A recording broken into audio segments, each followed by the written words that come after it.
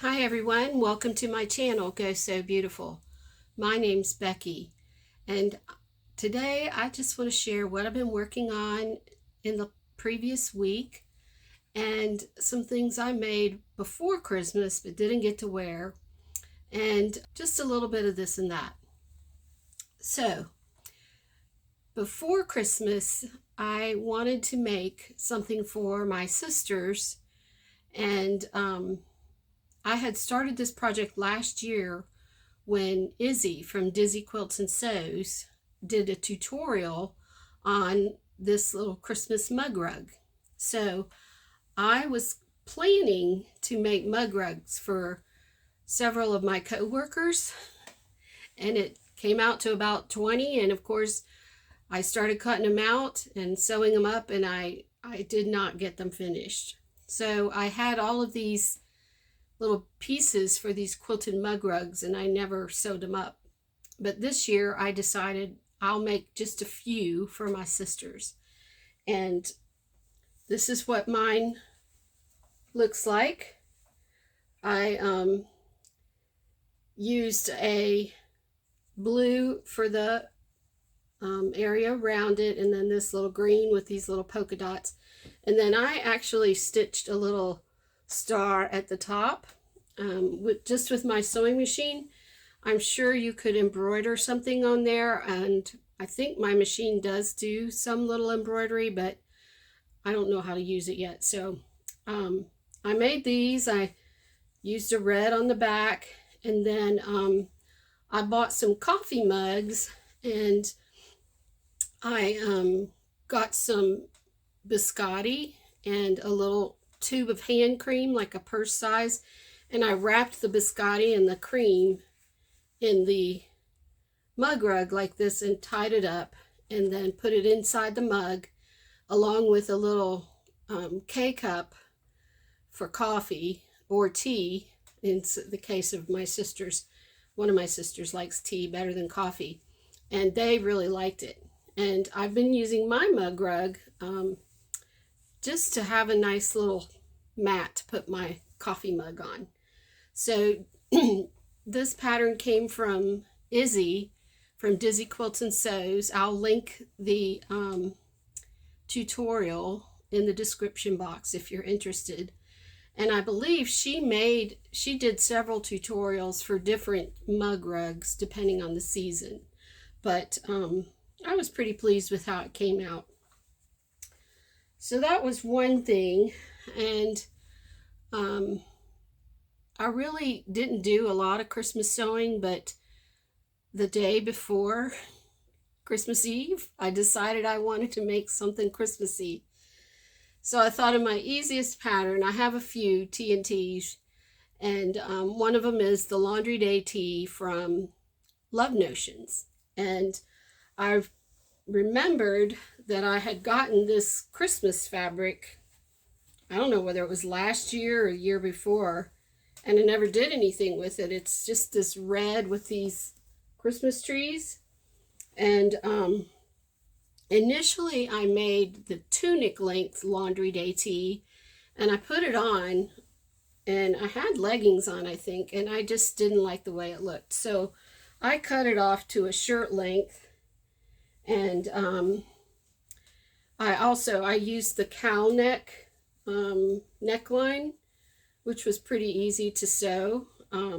It's a little big on me, and I thought about taking it off, but I'm kind of tired of taking things off and putting them back on. But I'll put a picture of me wearing this so you can see how it looks.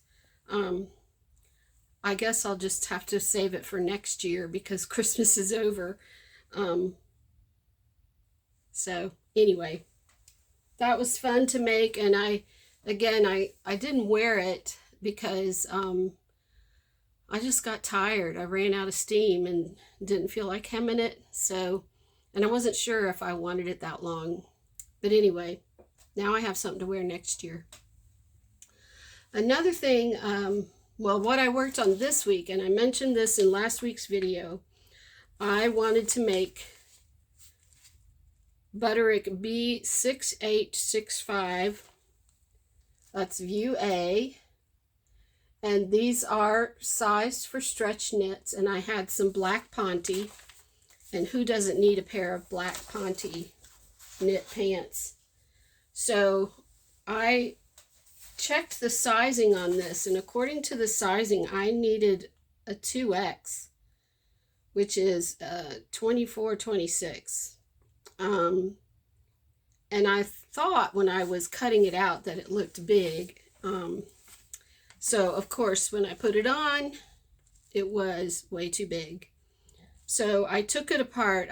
Thankfully I hadn't sewn the waistband on. I took it apart and I cut it down to an extra large and tried it on again without the waistband, and that fit much better. I did make some adjustments. I shortened the crotch length in the front, and then I lengthened the crotch length in the back by about 1 inch. And usually these patterns, because they're sized for taller women, they're almost always too long. So I took 1 inch out of the length, and wouldn't you know, they're too short now. So I'm gonna have to sew some cuffs on the bottom. Excuse me, I just got my hair cut, and I love my hairstylist, but every time I say, not too short, Judy, and it always seems kind of short. But then I get lots of compliments, and I do like it this length. It's just that sometimes my hair falls in my face. So, excuse me. So anyway, I was sewing the waistband on, and this fabric is pretty thick. And I thought, I'll put my walking foot on, and that'll make it easier to go over these thick seams, because it's got pockets in the front. And my walking foot didn't like it for some reason, and it actually snagged. I guess there's teeth on the bottom of the foot or something, like plastic, and it snagged it a couple of times. I was kind of mad, and it wouldn't go over the bulky parts. So, and I tried using like a hump jumper thing, and it still wouldn't go. Finally, I said, I'm going to put my regular foot back on, and it sewed like a dream. So, I did have to take the stitching out quite a few times because that walking foot didn't work, but I finally got it sewed on. And then I discovered I left a hole in the seam to put the elastic in, and I meant to sew it on the inside, but it's on the outside. Oh well, I'm just gonna stitch it shut and be done with it. So that's pretty much all the sewing I did this week. I had shared I was planning to make my robe out of the blue cotton waffle fabric. And I have one pattern for a robe, maybe two. No, I think I only have one. And I didn't really like it. It had a big collar, and I really just wanted like a kimono type robe. So I looked at patterns in spite of my admission that I have too many patterns. And I found a Butterick pattern. It's Butterick B6428, and I couldn't tell if it was available at Joann, plus the fact that they only give you a 30% discount on patterns now. And to me, that's, I like it better when they're only $1.99.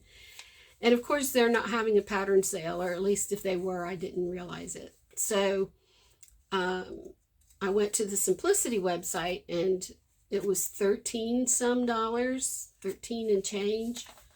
And then I'd probably have to pay for shipping on top of that. I didn't want to do that. So I looked on Etsy, and I found the pattern, and it's being sent to me right now.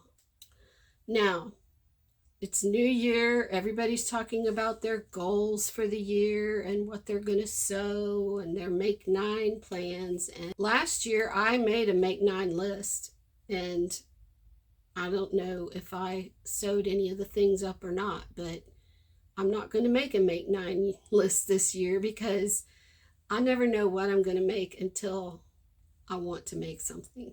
So until I make it.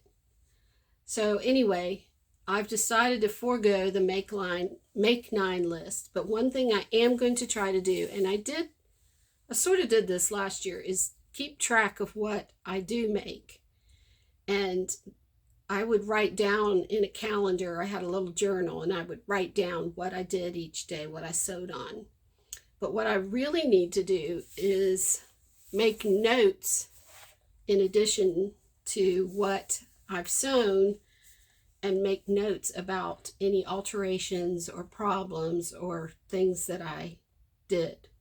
So I just bought this little binder from Amazon, and I already had some paper from last year's sewing planner, last year's planner, and this has got like little dots, and it also has graph paper in it. And I decided I'm going to try to write down things that I make and then make notes about them. And if I was really motivated, I'd put a sample of the fabric and a picture. But I don't know if I'll get that far. I do have a scrapbook that I put together of things that I made, but I haven't kept up with it because I just didn't have time to put everything together. So for this year, what I want to do is keep track of the things I make and the notes about them.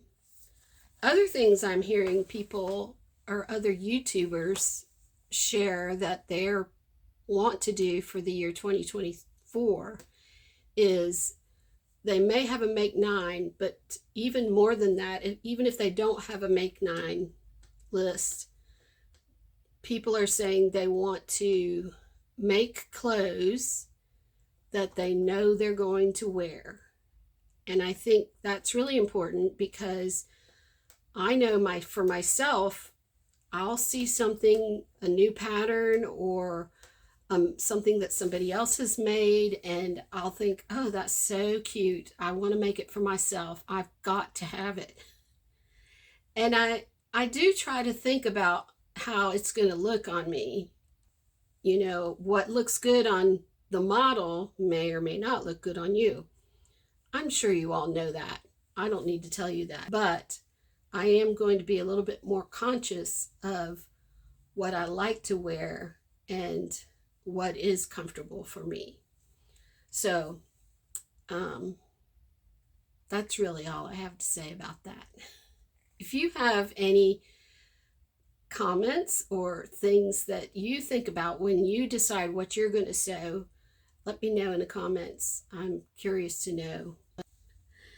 Anyway, I want to say thank you so much for watching this video and watching my previous video, and for all the support and lovely comments that you all made. It means so much to me that you care what's going on in my life, and I was just really encouraged. And again, I hope that you enjoy this. I will try to bring you interesting content and useful content, and I hope you will consider subscribing and hitting that notification bell so you can see when I upload more videos. Thanks so much for watching. Go so beautiful. Bye-bye.